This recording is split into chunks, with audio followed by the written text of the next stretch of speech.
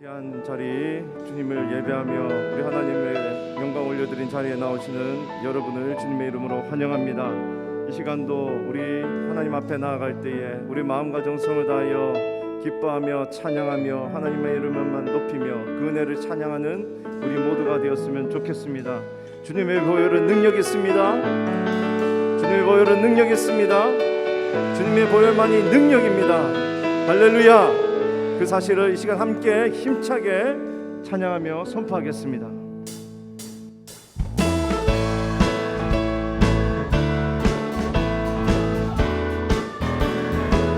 제 옛사 자유를 얻게 함을 보혈의 능력 주의 보혈 시험을 이기고 승리하니 참 놀라운 능력이 다시 한번 더 제 옛사 자유를 얻게 함을 보혈의 능력 주의 보혈 시험을 이기고 승리하니 참 놀라운 능력이로다.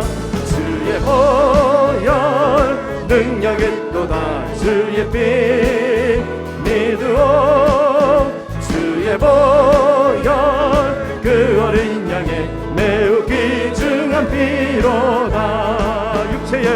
육체의 정욕을 이길 힘을 보혈의 능력 주의 보혈 정결한 마음을 얻게 하니 참 놀라운 능력이로다.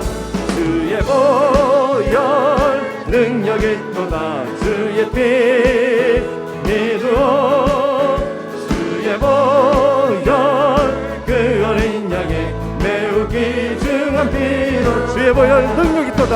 주의 보혈 능력이 있도다. 주의 피 믿으오 주의 보혈 그 어린 양의 매우 귀중한 피로다. 구주의 복음을 전할 제목 보혈의 능력 주의 보혈 날마다 나에게 찬송 주니 참 놀라운 능력. 다시 한 번 더 구주의 복음을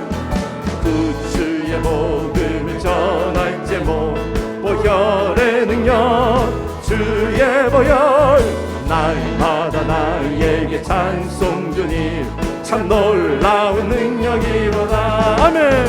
주의 보혈 능력이 있도다. 주의 피 믿으오 주의 보혈 그 어린 양의 매우 귀중한 피로 주의 보혈 능력이 있도다. 주의 피 믿으오 주의 보혈 그 어린 양의 매우 다시 한번 더 선포합시다. 주의 보혈 능력이 있도다. 주의 피 믿으오 주의 보혈 그 어린 양의 매우 귀중한 피로다. 주의 보혈 선포합시다. 주님의 보혈의 능력 힘입어 나아갑시다. 주님이 우리를 새롭게 하시고 오늘도 믿으며 나아갈 때에 더욱더 어제보다 새롭게 하실 줄로 믿습니다. 그 어린 양의 매우 귀중한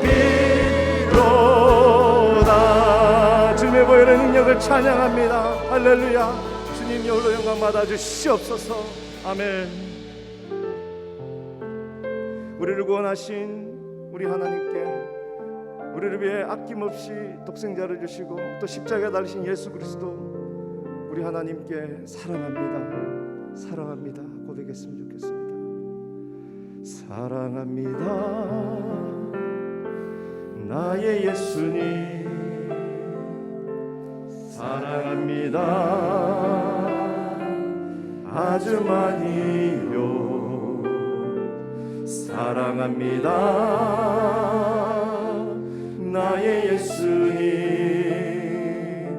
사랑합니다 그것뿐이에요. 사랑합니다. 사랑합니다. 나의 예수님 사랑합니다. 아주 많이요. 사랑합니다. 나의 예수님 사랑합니다. 그것뿐이에요. 사랑한다 아들아 내가 너를 잘 아노라. 사랑한다 내 딸아 내게 축복 더하노라. 사랑합니다. 사랑합니다. 나의 예수님 사랑합니다. 아주 많이요. 사랑합니다. 사랑합니다. 나의 예수님 사랑합니다. 다시 한 번 더 고백합시다. 사랑합니다. 나의 예수님 사랑합니다. 우리의 마음을 우리 예수님께 드렸으면 좋겠습니다. 사랑합니다. 아주 많이요. 예, 주님 사랑합니다. 사랑합니다. 나의 예수님 사랑합니다. 그것뿐이에요. 사랑한다 아들아 사랑한다 아들아 내가 너를 잘 아노라. 사랑한다 내 딸아 내게 축복 너하. 사랑한다 아들아 사랑한다 아들아 예 주님 내가 너를 잘 아노라. 사랑한다 내 딸아 내게 축복. 사랑한다 아들아 사랑한다 아들아 내가 너를 잘 아노라. 사랑한다 내 딸아 내게 축복 더하노라. 세상은 들리고 사람들은 변하여도 나는 주를 섬기리. 주님의 사랑은 영원히 변하지 않네. 나는 주를 신뢰해. 오직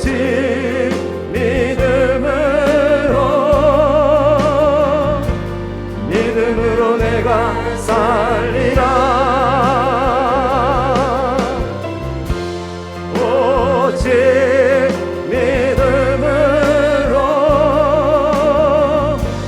믿음으로 내가 살리라. 세상은 들리고 사람들은 변하여도 나는 주를 섬기리.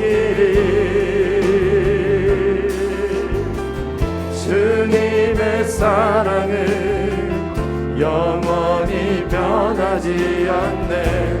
나는 주를 신뢰.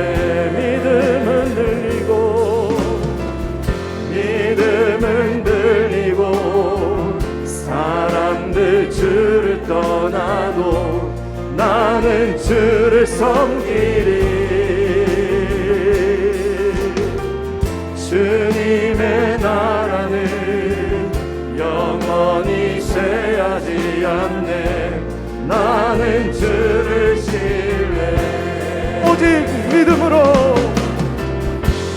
오직 믿음으로, 믿음으로 내가 살리라. 오직 믿음으로, 믿음으로 내가 살리라. 오직 믿음으로, 오직 믿음으로, 믿음으로 내가 살리라. 오직 믿음으로, 믿음으로 내가 살리라. 다시 한번 오직 믿음으로 고백합니다. 오직 믿음으로, 믿음으로 내가 살리라. 오직 믿음으로, 믿음으로 내가 살리라. 오직 의인은 믿음으로, 오직 의인은 믿음으로 말미암아 살리라. 오직 의인은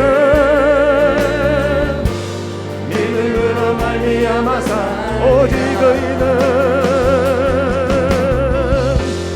오직 의인은 믿음으로 말미암아 살리라. 오직 의인은 믿음으로 말미암아 살리라. 우리의 문화는 절대 의인이 될 수 없습니다. 우리는 의인이 아닙니다. 죄인이었고 죽을 수밖에 없는 자들이었습니다. 그러나 예수 그리스도의 그 보혈의 공로로 말미암아 우리가 사망에서 생명으로, 죄인에서 의인으로 옮겨진 줄로 믿습니다. 그러므로 오늘 우리 한 사람 한 사람, 나는 예수 그리스도로 말미암아 의인입니다. 의인으로 서기 원합니다. 오직 믿음으로 의인으로 주님 살아가기 원합니다. 주님, 그러한 선포가 오늘도 있게 하여 주시고 말씀 가운데 우리에게 주실 때에 그 놀라운 비밀, 놀라운 주님의 은혜를 붙들게 하여 주시고 오늘도 주님의 자녀로서의 담대한 삶을 살아가게 하여 주시옵소서. 이 시간 한번 주여 한번 외치시고 기도하며 나아갑니다. 주여, 그렇습니다. 예수 그리스도의 보혈의 능력으로 말미암아, 그 은혜로 말미암아 의인 삼아 주시니 감사합니다. 하나님, 이 사실, 주님 변하지 않는 이 사실을 붙들고 나가기 원하오니 주여, 주님의 자녀로서의 삶을 살게 하여 주시옵소서. 주님의 자녀로서 선포하게 하여 주시고, 주님의 자녀로서 오늘 하나님의 그 말씀을 들을 때에 주님의 그 말씀만을 붙들고 나간 우리 모두가 되게 하여 주셔서 주님, 믿음으로 살게 하여 주시옵소서. 의인으로 살게 하여 주시옵소서. 주님의 자녀로서의 합당한 삶으로 하나님께 영광을 돌리며 살아가기 원합니다. 성령 하나님, 이 시간 우리의 마음 가운데 작용하여 주시고 다스려 주시며 온전히 하나님 주님께서 주시는 그 마음 품고 세상의 모든 것 뒤로하고 오직 하나님만 바라보며 나아가는 우리 모두가 되길 원하오니 주님, 다스리시고 자정하시며 우리의 마음을 만지시며 주님, 우리의 마음 가운데 주님 갈급함 모드시며 하나님 말씀으로 채워주시고 기도하는 중에 주님 만나는 귀한 시간 허락하여 주시옵소서. 하나님 아버지만 의뢰합니다. 신뢰합니다.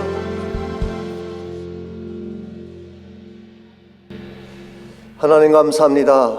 이 새벽에도 저희들을 깨우시고 거룩한 전을 향하여 나오게 하시며 전심을 다하여 찬양하며 부르짖게 하시는 은혜를 감사합니다. 이 새벽에도 온 성도가 한 마음으로 기도할 때에 성령의 강력한 임재가 있게 하여 주시옵고 하나님의 음성을 듣는 귀한 시간 되게 하시며 새 마음을 가지고 헌신하며 결단할 수 있는 아름다운 역사가 있게 도와주시옵소서. 이 아침에도 소중한 예물을 주님께 올립니다. 그 기도 제목과 가정의 모든 범사들을 축복해 주시고 하나님의 그 크신 영광 가운데 사는 모든 가족들 되도록 은혜를 부어 주시옵소서. 감사하오며 예수님의 이름으로 기도하옵나이다. 아멘. 할렐루야. 이제 새벽을 시작한 지 4번째 아침입니다. 어제 아침에 여러분이 고비를 넘기셨기 때문에 이제 남은 길은 순탄할 줄 믿습니다. 이제 여러분 앞만 보시고 고하시기 바랍니다. 못 먹어도 고입니다. 아침을 못 먹어도 저녁을 못 먹어도 이제 3주간 동안 끝날 때까지 뒤돌아보지 말고 앞을 향해 전진해 가시기를 바랍니다. 사실 이와 같이 3주간 동안 집중해서 기도할 수 있는 기회가 흔치 않습니다.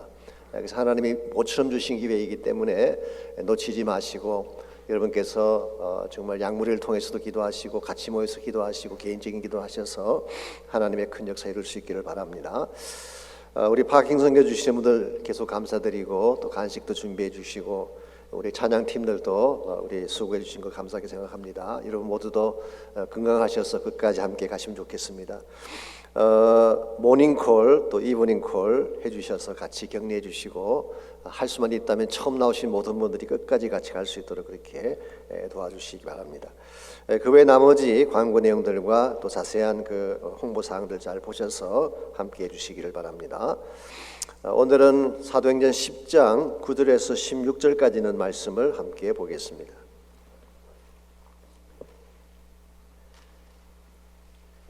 1절부터 봐야 되지만 우리 좀 시간을 줄이기 위해서 우리 9절부터 16절까지만 읽도록 하겠습니다. 차 있으면 한 절씩 교독합니다. 이튿날 그들이 길을 가다가 그 성에 가까이 갔을 그때에 베드로가 기도하려고 지붕에 올라가니 그 시각은 제6시더라.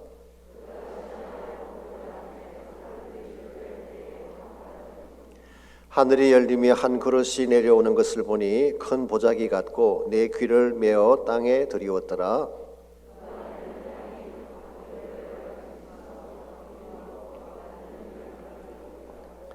또 소리가 있으되 베드로야 일어나 잡아먹으라 하거늘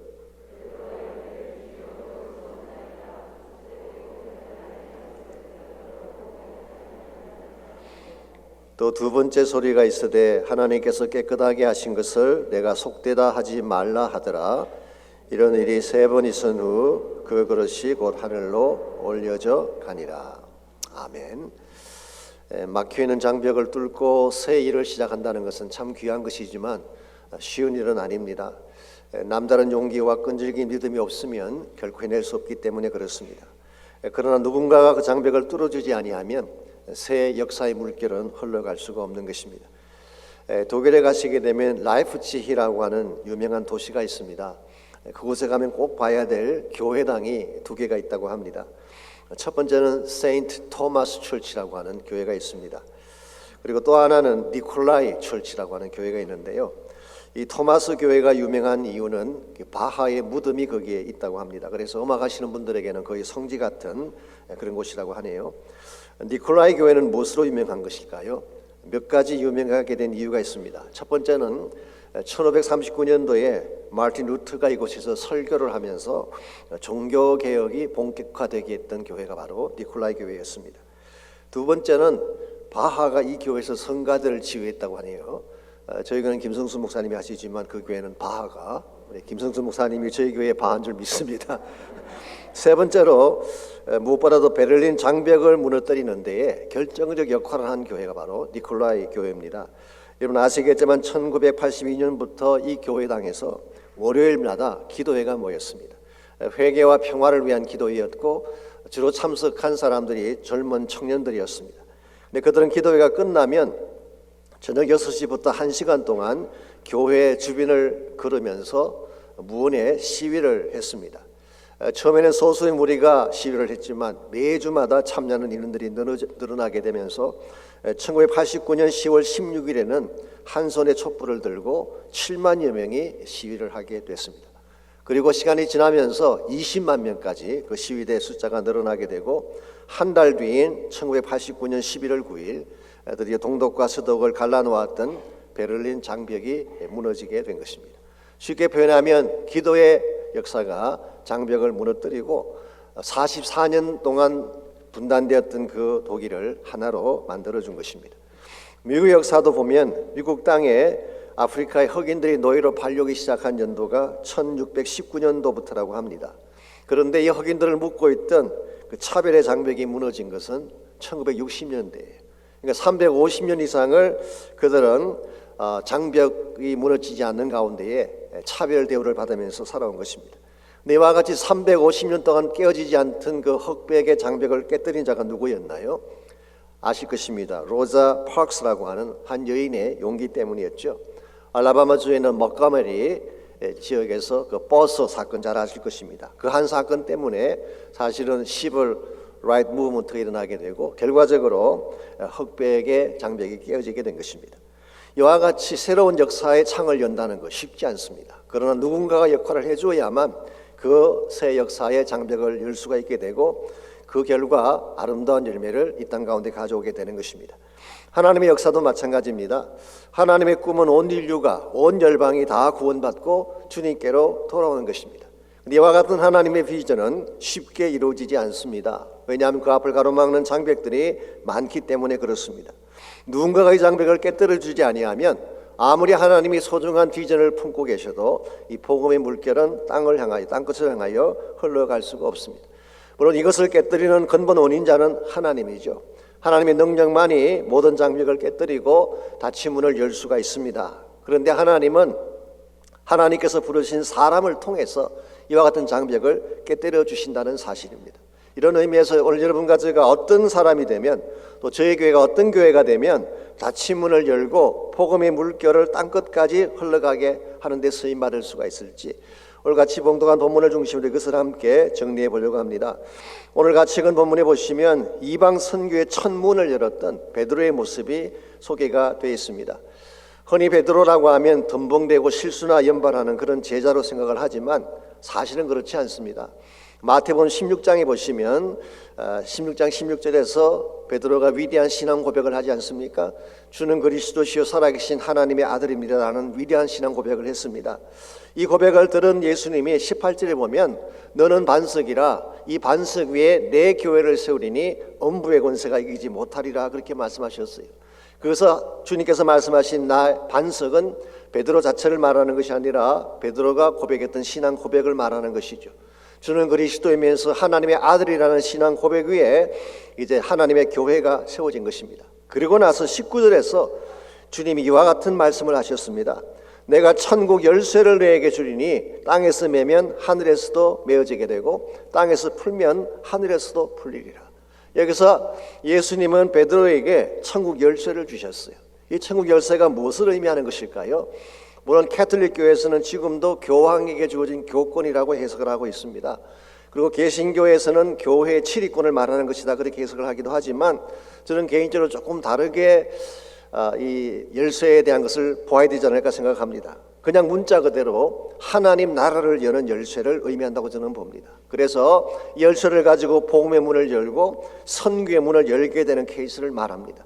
실제로 여러분이 사도행전서를 공부해 보시게 되면 이 베드로는 교회 역사의 중요한 대목마다 그 첫 문을 여는 역할을 베드로가 했어요. 사도행전 2장에 보시면 오순절날 예루살렘 교회에 첫 설교를 하고 한 번에 3,000명씩 회개하고 주께로 돌아오게 했던 자가 누구였습니까? 베드로였어요. 그러므로 예루살렘 교회의 첫 문을 열고 또한 복음의 첫 문을 열었던 장본인이 베드로였죠. 두 번째로 성전 민문 앞에서 기적을 행했습니다. 안전병을 일으키는 기적을 행했죠. 그 결과 온 유대 지역에 복음의 영향이 스며들어갈 수 있도록 행한 것도 베드로였습니다. 세 번째로 사마리아 땅에 복음이 들어갔을 때에 물론 빌립 집사의 역할을 했지만 이 복음을 확정시켜 준 자가 바로 베드로였어요. 베드로가 가서 이 모든 것들을 확정시켜 주는 장면을 볼 수가 있죠. 오늘 본문에 보게 되면 이와 같이 예루살렘, 온 유다, 사마리아를 거쳐서 이제 이방 지역에 복음의 첫 문을 열 때에 역시 베드로가 그 그 역할을 감당하는 것을 볼 수가 있습니다. 그래서 오늘 본문의 말씀은 고넬료의 집에 베드로가 들어가서 어떻게 복음의 문을 열었는가라고 하는 것을 자세하게 소개를 하고 있습니다. 먼저 고넬료가 어떤 사람인가를 좀 알려면 앞으로 잠깐 가셔서 우리 1절과 2절을 보겠습니다. 가이사라에 고넬료라는 사람이 있으니 이달리아 부대라 하는 군대의 백부장이라고 했습니다. 이달리아 부대가 쉽게 표현하면 어디를 말할까요? 로마를 말하는 것입니다. 그래서 로마 제국의 군대의 백부장이었어요. 그러므로 고넬료는 유대인이 아니고 이방인이라고 할 수가 있죠. 그런데 2절을 보니까 그가 경건하여 온 집안과 더불어 하나님을 경외하며 백성을 많이 구제하고 항상 하나님께 기도하는 자라고 했습니다. 이방인이긴 하지만 하나님을 알았고 하나님을 경외하는 이와 같은 부류의 사람들을 우리가 흔히 God fearer, 하나님을 경외하는 자라 그렇게 표현을 하죠. 이와 같은 고넬료가 베드로를 자기 집에 초청을 한 것입니다. 그때 베드로가 이방인의 집을 직접 방문하게 되면서 officially 이방 선교의 문이 열리게 된 것입니다. 물론 이것이 쉬운 일은 아닙니다. 그 당시 관습으로 유대인이 이방인의 집을 방문한다고 하는 것은 금기사항이었죠. 유대인 입장에서 본다면은 더구나 지금 베드로는 예루살렘 교회를 대표하는 지도자인데 이 지도자가 이방인의 집을 방문했다. 이건 그 당시 사회 통념으로서는 있을 수가 없는 것입니다. 그럼에도 불구하고 이 모든 장벽을 깨뜨리고 베드로가 그 집을 방문하는 순간 비로소 이방 선교의 천문이 열려진 거예요. 이와 같이 베드로가 이방 선교의 천문을 열었기 때문에 그 뒤를 이어서 바울이나 다른 선교사들이 이방 선교를 하는 것이 가능했고 오늘 우리가 경험하고 있는 세계 선교의 역사들이 일어나게 된 것입니다. 이런 측면에서 오늘 본문에 베드로가 행했던 이 일은 우리 기독교 역사에 있어서 선교 역사에 있어서 중요한 획을 그은 굉장히 중요한 사건이라고 할 수가 있습니다. 오늘 여러분과 저의 삶과 사역도 이와 동일해야 된다는 것입니다. 왜냐하면 하나님은 베드로에게만 천국의 열쇠를 주신 것이 아니라 여러분과 저에게도 천국의 열쇠를 주셨기 때문에 어디를 가든지 천국의 문을 열라는 것입니다.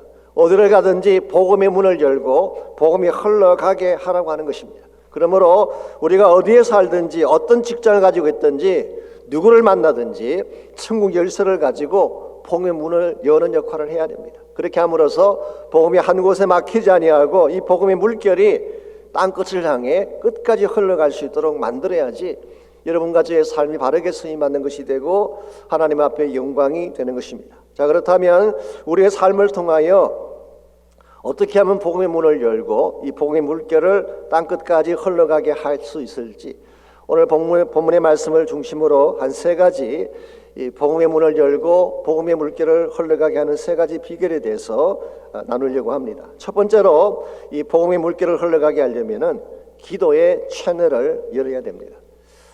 하나님은 다른 무엇보다도 기도하는 사람을 통해서 선교의 문을 여신다는 사실을 알아야 됩니다. 오늘 본문에 보시게 되면 두 사람의 기도가 나옵니다. 먼저 첫 번째 사람은 고넬료였죠. 2절에 보시면은 고넬료가 하나님께 항상 기도하더니 그랬어요. 고넬료는 기도하는 사람이었습니다. 또 한 사람이 베드로입니다. 9절을 보시게 되면 기도하려고 지붕에 올라갔어요. 제6시에 여기서 6시라고 하는 것은 난 12시를 말하는 것입니다. 그래서 베드로는 금식하며 기도하기 위해서 지붕 위로 올라갔고 고넬료는 자기 집에서 하나님 앞에 기도를 했는데요. 한 가지 흥미로운 사실이 있습니다. 각각 따로 기도를 했는데 이 기도가 둘을 만나게 한 것입니다. 이게 소위 말하는 기도의 채널링이라고 부르는 것입니다. 여러분과 제가 기도하면요 떨어져 있어도 서로 만날 수가 있어요. 멀리 있는 먼 지역에 있는 사람들과 어떻게 만날 수 있어요? 기도하면 만날 수가 있는 것입니다. 타주에 살고 있는 자녀들과 어떻게 만날 수 있을까요? 기도를 통해 만나는 것입니다. 그래서 이 기도라고 하는 네트워크가 형성이 되게 되면 굉장한 파워가 나타나기 시작하고 이 기도의 채널링을 통하여서 동일한 비전을 보며 동일한 사명을 감당할 수 있게 되는 것입니다. 이런 면에서 여러분과 제가 이 복음의 주역을 감당하기를 원한다면 맨 먼저 해야 될 일이 기도하는 거예요. 제가 오래전에 한 10여 년이 지난 것 같은데요. 전주에 있는 안디옥 교회를 방문하고 말씀을 나눴던 기억이 있습니다. 그 교회 개척하신 목사님이 이동희 목사님이라고 유명한 분이시죠. 근데 그분이 교회 개척할 때에 그 교회의 핵심 주제를 사도행전 1장 8절로 삼으시고 이것을 성취하기 위해서 기도하는 운동을 먼저 시작하셨대요. 여러분이 순서를 잘 생각해 보셔야 됩니다. 교회가 탄생하고 성령이 임하고 이제 복음 운동이 일어났는데요. 이 모든 것이 시작되기 전에 먼저 무엇이 있었는지 아세요? 이 마가인의 다락방에서 열흘 동안 기도한 기도가 있었어요.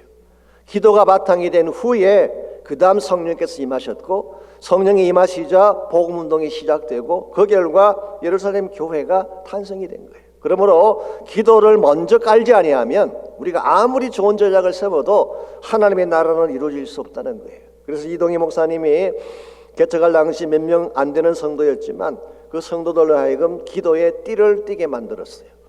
그래서 전주 시내의 전체 구역을 나누어서 어사인을 해주고 당신은 이걸 책임져라, 이 지역은 당신 거야, 그렇게 하고 그게 집중적으로 기도할 수 있도록 만들어줬어요. 그래서 아파트 몇 통부터 몇 통까지는 누가 기도하고 어느 거리에서 어느 거리까지는 누가 기도하고 이렇게 어사인을 다 한 것입니다. 그 당시 전주 시내에 800개 정도의 교회가 있었는데요. 그들은 기도할 때 교파 교단 구별 없이 모든 교회가 부흥하도록 기도를 했어요. 그리고 각 교회를 섬기는 목사님들을 위해서 기도했습니다. 목사가 살아야 전주가 살아난다. 한국의 어떤 분은 목사가 죽어야 교회가 산다 이런 이상한 책도 쓰신 분이 계시지만 저는 반대로 생각합니다. 목사가 살아야지, 영적으로 깨어 있어야지 교회가 부흥을 하죠. 이와 같이 정말 온 교회, 온 교단 상관없이 온 시내에 있는 모든 구역을 염두에 두고 몇 개월 몇 년을 기도했더니요, 시내 곳곳에서 부흥이 일어나기 시작했어요. 사단과 악한 영들의 견관진들이 무너지기 시작하면서 복음의 물꼬가 터지기 시작하더라는 것입니다. 그러므로 올여러분과 제가 정말 하나님 나라 일을 하기를 원한다면 먼저 기도의 사람이 돼야 돼요. 하나님의 교회가 기도의 띠를 띠고 정말 기도하기 위해서 모이고 기도하기 위해서 모든 일들을 집중하게 될 때에 하나님은 거기에 성령을 기름 부으시고 복음 운동이 일어나게 하는 것입니다. 그러므로 우리가 선교가 중요하면 중요한 만큼 뭘 먼저 해야 될까요? 기도를 먼저 해야 돼요. 하나님께 나와서 예배하고 기도하고 우리 심령이 주의 영으로 체험받은 후에 그 다음 선교하고 사역을 해야지 그게 열매도 있고 바르게 진행이 되는 것이지, 그것 없이 일만 하려고 하면 절대로 바른 열매를 맺을 수가 없습니다. 그러므로 우리가 이 하나님 나라의 물꼬를 터서 온 땅을 향하여 이 복음의 물길을 흘러가기를 원한다면 제일 먼저 해야 될 일이 기도의 채널을 여는 것입니다. 두 번째로 하늘의 환상을 봐야 됩니다. 하늘의 환상을 보아야지 진짜 해야 될 일을 바로 발견하게 되는 것입니다. 이 땅의 것만 보며 사는 사람은 복음의 창을 열 수가 없습니다. 왜냐하면 늘 보는 것이 이 세상 것인데 세상의 영광만 보고 살기 때문에 하나님 나라의 영광을 알 수가 없는 것입니다. 그래서 몇십 년을 살면서도 늘 채밖에 돌던 맴도는 사람들이 있죠. 이유가 뭔지 아십니까? 진짜 보아야 될 환상을 보지 못했기 때문에. 하나님 비전을 보지 못하면 살아도 사실은 바르게 사는 것이 아니고 열매도 없고 보람도 없게 되는 것입니다. 이런 면에서 우리는 정말 하나님이 나에게 보여주시는 킹덤 비전, 하나님 나라 비전을 반드시 봐야만, 그래야지 복음의 물꼬도 틀 수가 있고 닫힌 문도 열 수가 있는 것입니다. 11절 말씀 보시기 바랍니다. 11절 말씀 보시게 되면 이 베드로가 기도하는 중에 어떤 환상을 보았을까요? 11절입니다. 하늘이 열리며. 여러분이 기도하게 되면 반드시 하늘이 열릴 줄 믿습니다. 기도할 때 하나님이 하늘을 열어주시는 거예요. 그리고 무엇을 보았나요? 한 그릇이 내려오는 것을 보니 큰 보자기 같고 내 귀를 메어 땅에 들이웠더라. 그 안에는 땅에 있는 각종 네 발 가진 짐승과 기는 것과 공중에 나는 것들이 있더라라고 했어요. 자, 이 그릇 속에 담겨 있는 이 모든 것이 이 음식인데요. 이게 무엇인가요?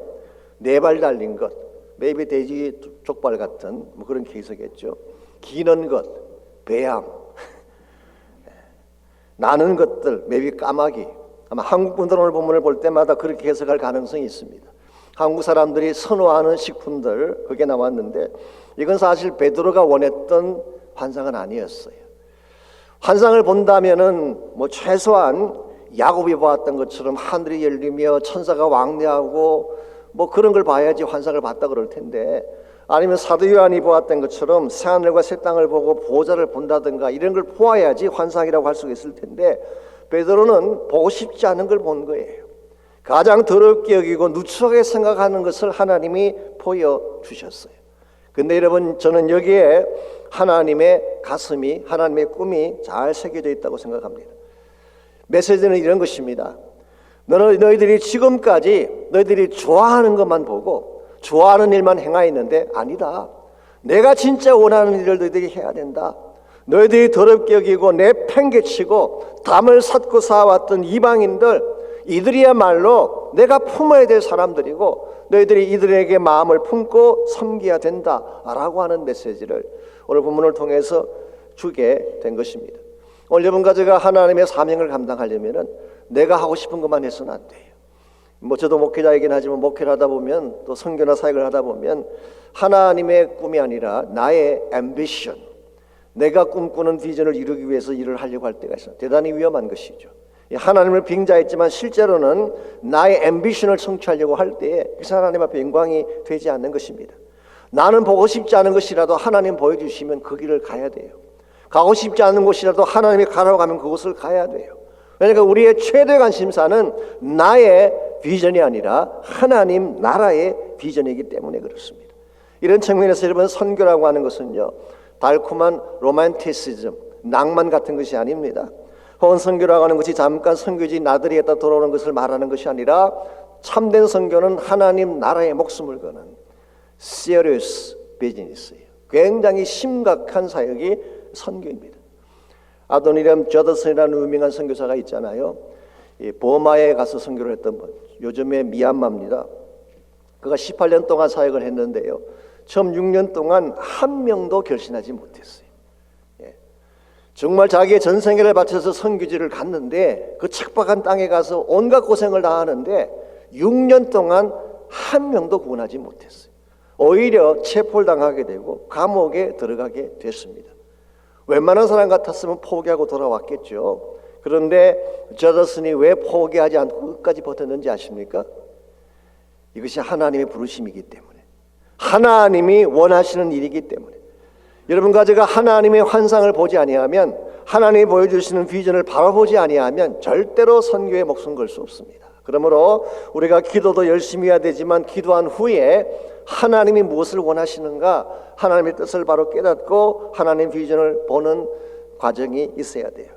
마지막 세 번째로 이 복음의 물결을 열기를 원한다면, 이와 같이 기도하고 하나님의 환상을 보았으면 세 번째로 과감하게 순종을 해야 되는 것입니다. 과감하게 순종을 할 때에 그 결과 아름다운 열매가 맺혀지는 것이죠. 아까도 말씀을 드린 것처럼 베드로가 이방인 고넬료 집을 방문했다고 했는데요, 사실 이거 쉬운 일이 아니었죠. 그래서 환상을 보았을 때 베드로 같은 분도 처음에는 no 했어요. Not so Lord, 주여 그럴 수 없습니다 라고 대답을 했죠. 몇 번이나 그랬나요? 3차례까지 그렇게 했었어요. 그만큼 이방인의 집을 찾아가는 것이 릴락턴트하고 내키지 않는 그런 일이었어요. 그럼에도 불구하고 19절 말씀 보시게 되면 베드로가 이 환상에 대해서 생각할 때에 성령께서 나타나셔서 그에게 말씀하십니다. 그리고 분부하시기를 일어나 내려가서 의심하지 말고 너를 데리러 온 자들과 함께 가라 말씀하셨어요. 그래서 그는 마음속에 처음에 이 환상을 보고 주저하고 갈까 말까라고 생각을 했지만 성령께서 말씀하시자 그 순간 그는 순종합니다. 주저하지 않고 간 것입니다. 그러나서 28절 29절입니다. 그가 그 집에 도착했을 때에 이와 같은 말을 했습니다. 이르되 유대인으로서 이방인과 교제하며 가까이 하는 것이 위법인 줄은 너희도 알거니와. 여기서 말하는 위법은 법을 어긴다는 뜻인데요, 이것은 사실 정확하게 해석을 하자면은 유대 사회의 법을 말하는 것입니다. 유대적 차원의 법을 말하는 것입니다. 위법인 줄을 너희도 알거니와 하나님께서 내게 지시하사 아무도 속되다 하거나 깨끗하지 않다 하지 말라 하시기로 부름을 사용하지 아니하고 왔노라.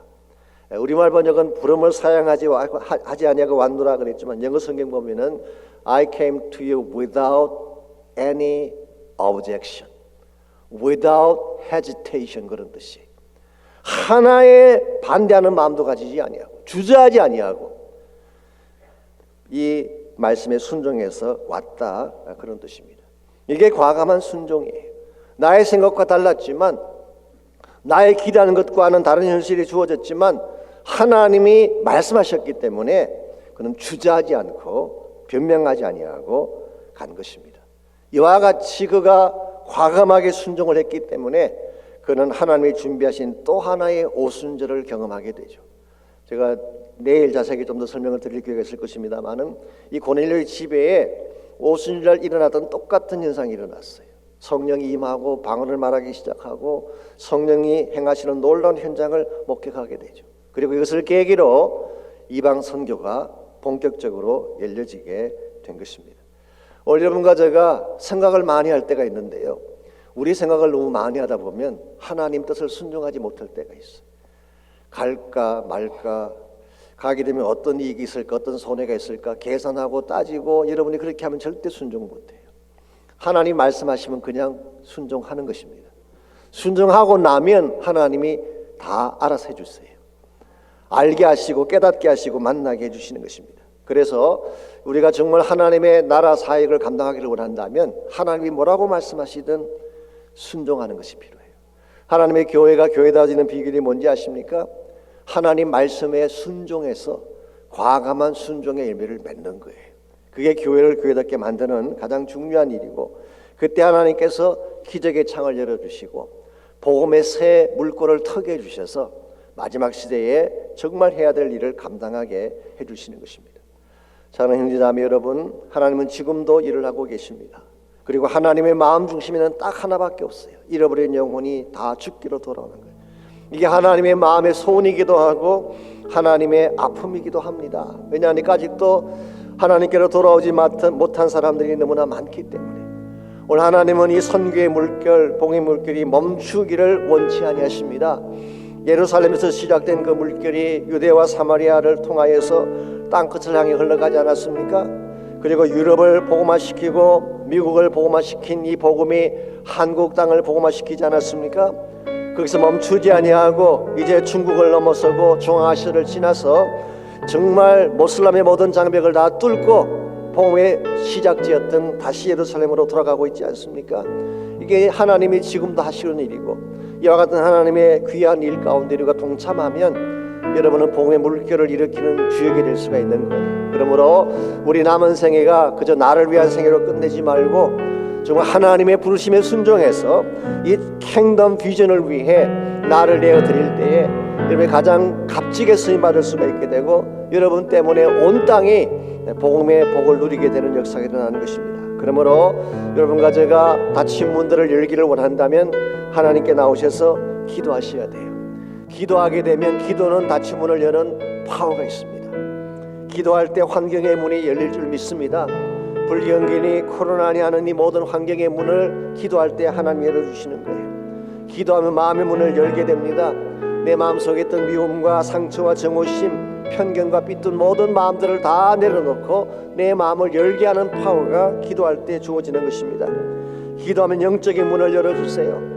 부흥의 문을 열어주시고 예배 부흥이 다시 일어날 수 있도록 축복하는 것입니다. 우리가 정말 다시 부흥이 일어나기를 소원한다면, 예배가 다시 회복되기를 원한다면 하나님께 나가서 기도해야 돼요. 하나님, 닫혀있는 모든 예배 문을 열어주십시오. 닫혀있는 부흥의 문을 열어주십시오. 닫히는 영적인 축복의 문을 열어달라고 여러분 기도하시기를 바랍니다. 무엇보다 기도하게 되면 하나님이 기적의 문을 열어주세요. 기도하는 자에게 하나님은 역사하십니다. 질병이 떠나가게 하세요. 저주가 풀리게 하십니다. 열교가 무너지게 하는 것입니다. 그러므로 우리가 정말 전심을 다해 기도할 때에 닫힌 문들이 열려지게 되고 선교 역사가 일어나게 되고 하나님 사회적 기적이 일어나게 될 줄 믿습니다. 그럼 우리 아침에 한번 기도하기를 원합니다. 닫힌 문들아 열릴지어다. 나사렛 예수 그리스도의 이름으로 선포하며 기도하십시오. 여러분을 닫고 있는 여러분의 인생 가운데 막힌 것이 무엇이든지 믿음으로 기도하시기를 바랍니다. 닫힌 환경이 열릴 수 있도록, 고난의 문제들이 열릴 수 있도록, 막혀진 관계성이 열릴 수 있도록, 내 육체의 질병이 떠나갈 수 있도록, 무엇보다도 상한 마음들, 닫혀있는 마음들이 열려져서 참된 하나님의 부흥을 바라보며 생명의 부흥을 볼 수 있도록 여러분 기도하시기 바랍니다. 우리 한 목소리 합심해서 닫힌 문을 열어주옵소서 기도하겠습니다. 하나님 감사합니다.